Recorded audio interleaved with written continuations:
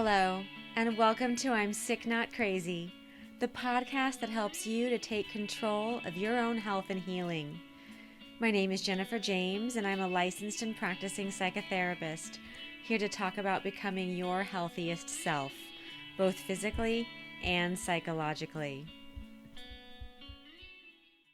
As a licensed psychotherapist, I encourage you to seek professional mental health treatment for any issues that you may be struggling with.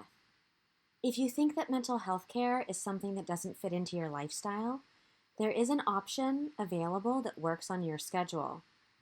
This podcast is sponsored by BetterHelp, a mental health care company that offers 4 ways to get in touch with a licensed counselor: video sessions, phone calls, chat, and messaging. BetterHelp is available worldwide. You can access your BetterHelp therapist from every country, and there are counselors who speak a variety of languages.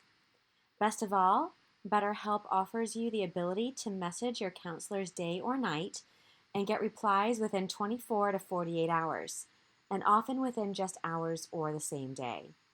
To get started, please go to my personal link at betterhelp.com/sicknotcrazy, and BetterHelp will get you started on your healthcare journey.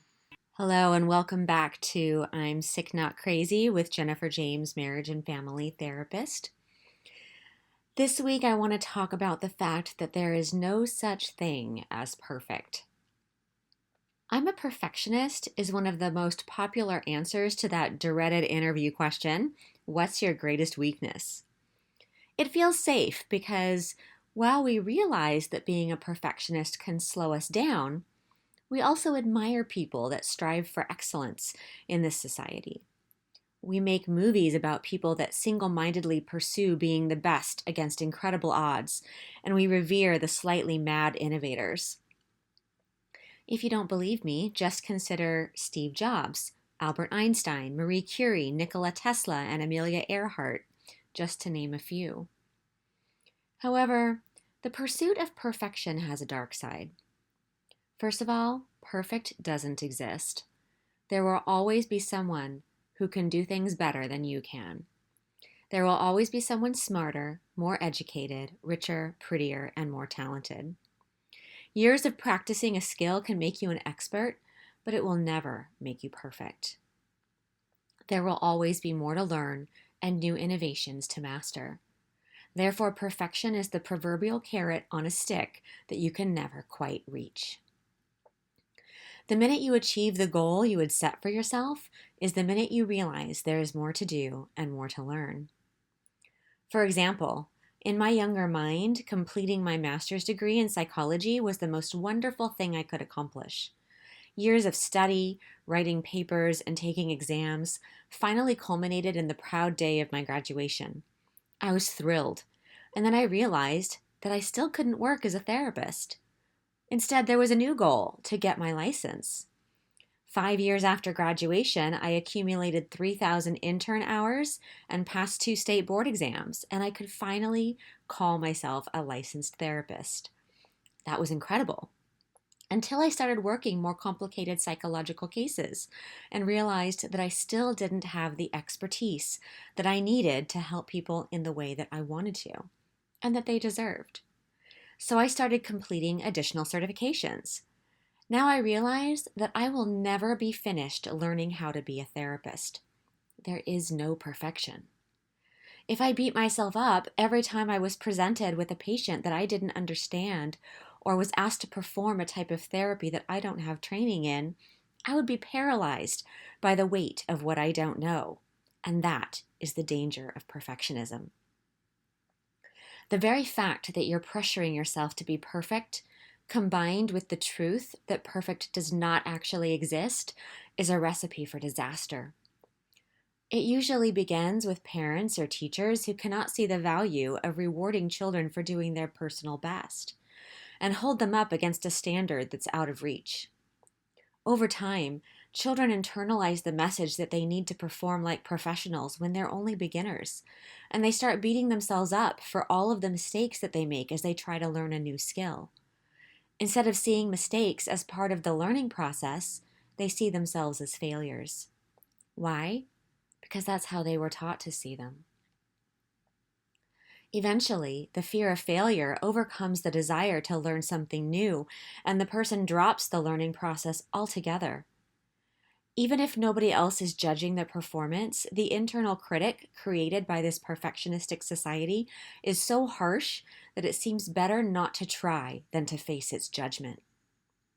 How many great artists, scientists, or philosophers have we lost because of perfectionism getting in the way? It's impossible to know. However, I do know this.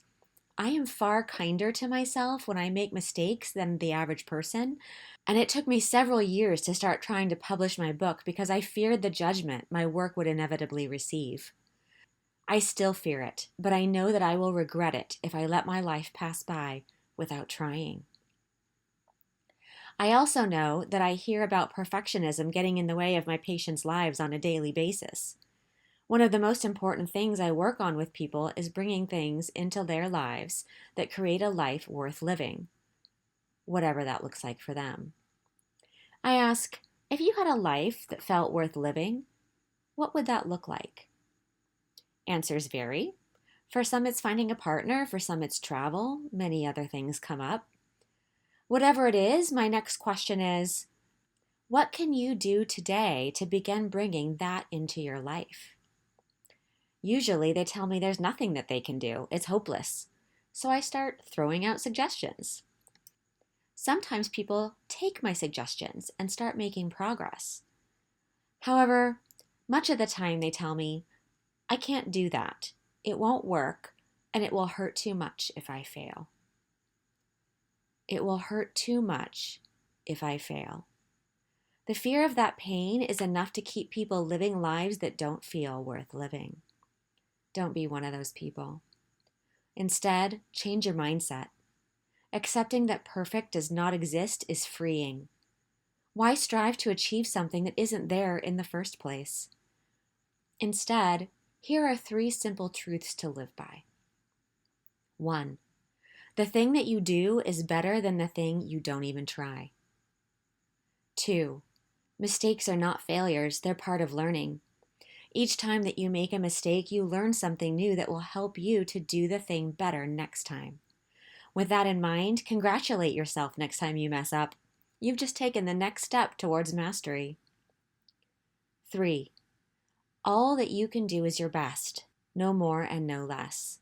If your internal critic or some person in your life finds fault with what you've done, simply say, I did my best. Don't expect to be an expert immediately. Just do your best. Next time that you hear your inner critic giving you a hard time because you aren't doing something perfectly, talk back to it. Tell yourself that you've done your best and that you are learning from your mistakes and will do better next time. Remind yourself that perfect does not actually exist. It will set you free. Thanks so much for being here and listening. I really appreciate all of you, and I look forward to talking with you next time. Take care.